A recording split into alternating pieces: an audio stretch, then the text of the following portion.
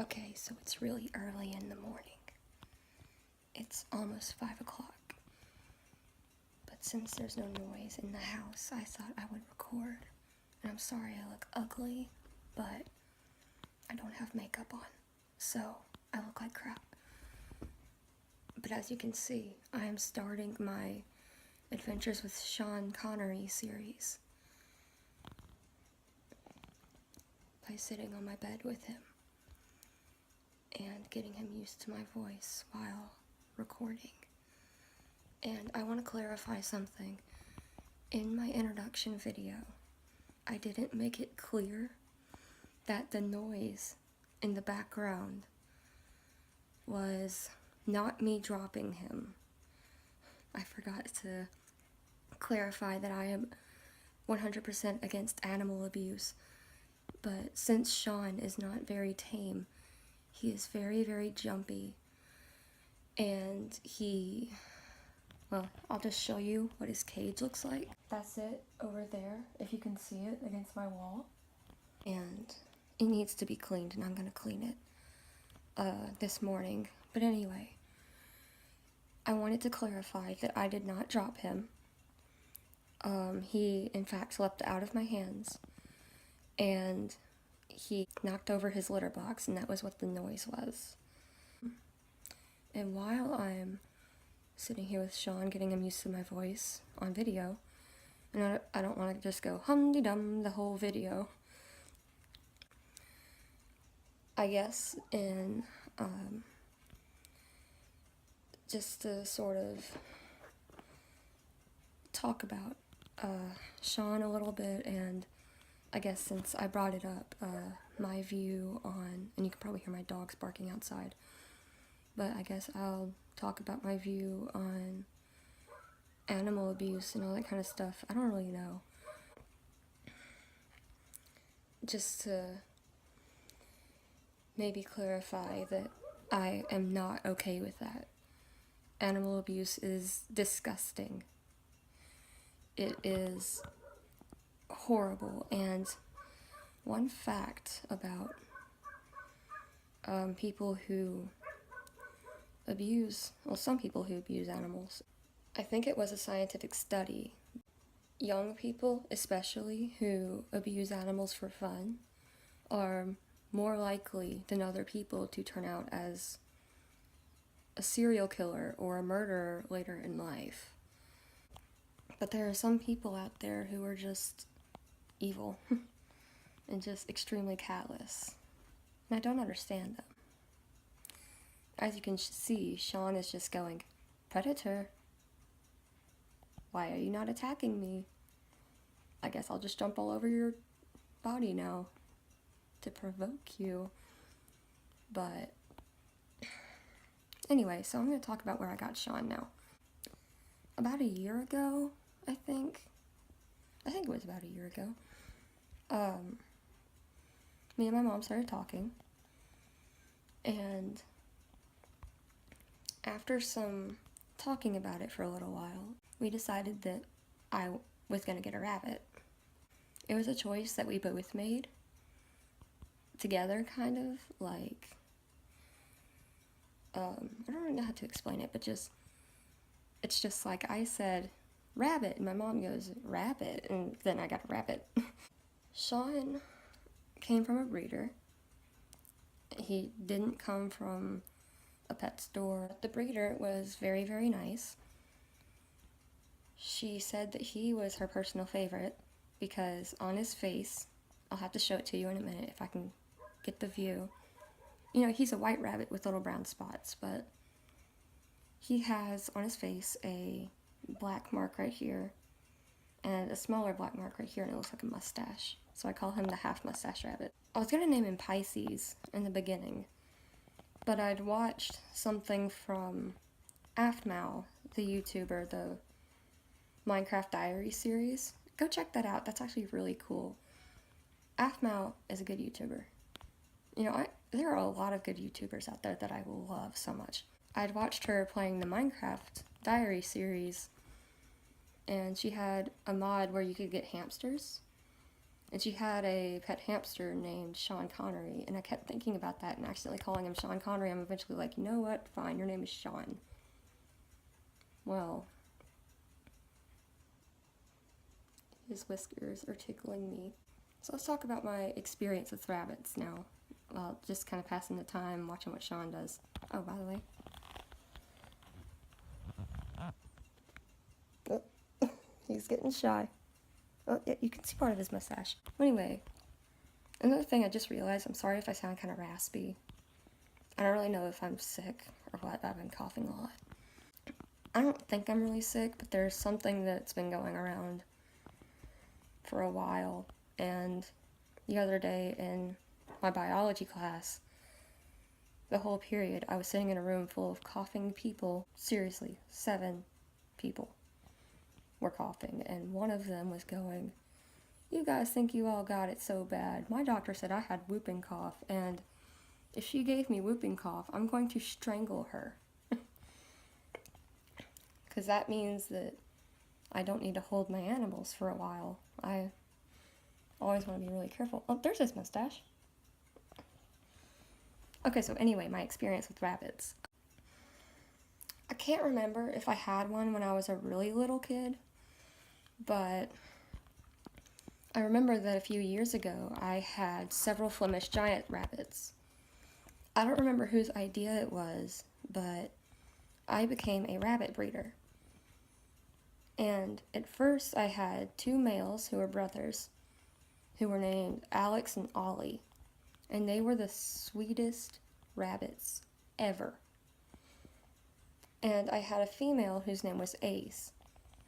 And Ace was the sweetest thing ever. I mean, they were adorable. They were really, really big. We kept them in an outside cage and all that stuff. And to be honest with you, looking back on it, though they were big rabbits and they would have been hard to keep inside the house, I do not think it was a good idea to keep them outside like that. And I'm not saying it's impossible to keep rabbits outside. I'm just saying that the way we had it set up probably wasn't a good idea, because the cage was not big enough for Flemish giants. It was big enough for them to sit in there and move around, of course, but it wasn't big enough for them to do the term just slipped my mind. The jump they do when they're happy. Binging, I think. I can't remember the term. One day when I was getting ready to go to school, I went down to go check on the rabbits, and something seemed a little off when I went down there. Well, I got down there, I think it was in the spring, but I got down there and Ace, the female rabbit, had either had a heart attack or a heat stroke. And, you know, I always put frozen water bottles in there for them to lean up against and all that, to keep them cool. But I don't know what had happened to her. I think it was some sort of heart problem, and she had died. I got down there and she was stiff, so I think she'd been dead since the beginning of that night. I'm not sure how long it takes for a body to stiffen up, but that's kind of disturbing, so let's not focus on that. Oh, he is being personal now. I said it again. Trying to start a sentence without saying it. The 2 males, Alex and Ollie, they were okay. So I went and got another female, and I named her Bugsy because she was an albino rabbit with red eyes. And her eyes just made me think, oh, I'm gonna name you Bugsy. So, I say that a lot too. I'm sorry, I'm trying to get better at my vocab. And, well, vocabulary. I'm sorry, at my school they say vocab all the time, and it kind of stuck. It's like my train of thought comes off of those words. Okay, I think I'm ready now. So, Bugsy, dang it, I said it. Oh, whatever, I'll try to edit it out. Well, Bugsy, she wasn't that friendly. Dang it. I tried to befriend her a lot, and it worked somewhat. It worked to the extent that I could reach in and stroke her a few times, and Sean is getting all kinds of personal, which is good. Dang it, I'm sorry. I'm just gonna have to say it and edit it out. I'm sorry. I'm gonna work on it. So, you know, eventually we bred them. Well, it was Alex and Bugsy. Ollie just sat back. He was like the awkward third wheel. Okay. So she had babies, and they were the most adorable cinnamon rolls ever. They look like little pill capsules, little furry pill capsules, and they're just so cute, and watching them grow up with her was just great.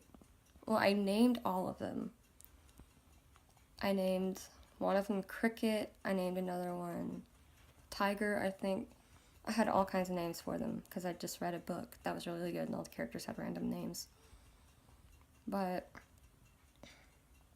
I went to go sell them at trade day, and there was one old guy who was convinced that they were meat rabbits, but the thing about Flemish Giants is that the majority of their volume, I think, is actually their bones, so they don't have as much meat as a meat rabbit, so they're really not that good for people who want to eat them. And they weren't selling that good at the trade day I was at, I mean, for good reason, because people go there for meat rabbits. Well, my granddad, who is a hardcore farmer, tried to convince me to just sell them for meat, and I said, nah. Well, eventually they got sold to good people. Now that I look back on it, whether or not those people were actually qualified to own a rabbit kinda disturbs me, the fact that I didn't look at it then.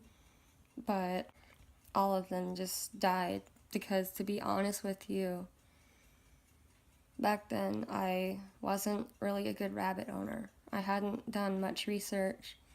I hadn't done much anything to prepare. It was just an idea that we had, and it didn't go that smoothly. But this time around, I'm gonna do it right. And I know that sounds maybe kind of bad, but I kind of want to redeem myself with Sean. And I'm not saying that I didn't feed them or something. It's just that they weren't in a really good enclosure. It wasn't really big enough for a Flemish Giant. And, I mean, heck, this right here that Sean is in, I'm not really sure if that's big enough for a Flemish Giant. Because there was something that I read that said that a rabbit has to at least do 3 large hops across the cage for it to be big enough. And I don't personally think that's true. I think that you can go a bit smaller than that. But if it comes down to it, I will save up my money and I will get Sean a bigger cage if I have to. But I'm gonna try to tame Sean in this little Journey with Sean series, and I think it's gonna be really fun. And by the way, Repticon is in a few days, and I am really excited. I may get another gecko there. I'm not sure that I'll get another gecko, but I'm gonna look around, I'm gonna think about it. Oh, and by the way, if I do get a gecko, it is not gonna be male. Male geckos do not get along that well. Some rare cases are there, I'll admit. But male geckos, nuh-uh. Don't do it. Just don't. Oh, Sean, don't chew on that. That's my necklace. Okay, so this is my first video for the Journey with Sean series. And I will see you in the next video. Goodbye. If it feels good.